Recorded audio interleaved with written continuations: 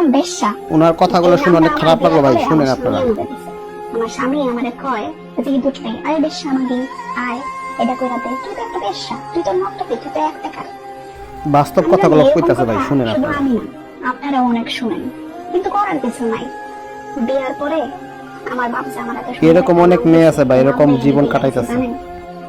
সারাক্ষণ খোসায় খোসায় কথা কইবা, একটা ভালো কথা কইলে একটা তেরা উত্তর দিবে। একদম সত্যি কথা বলছে ভাই।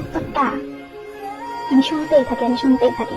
ওই তেরা উত্তর অনেক মেয়ে আছে এই কথা উত্তর অনেক কঠিন করে দেয়। তখন আমারে কইব কি, ওই মাগি এই তেরা কথা শুনে থাকতে পারলে থাকবি, না থাকতে পারলে বাপের বাড়ি যাবি না। এটাও পুরো বাস্তব কথা বলছে। কিন্তু তারপরেও আমার বাপের বাড়ি আমি যাইতে চাই না, যাইতে পারি না। বুঝলি, সম্মান আমার মধ্যবিত্ত পরিবারের মানুষগত সম্মান অনেক বড়।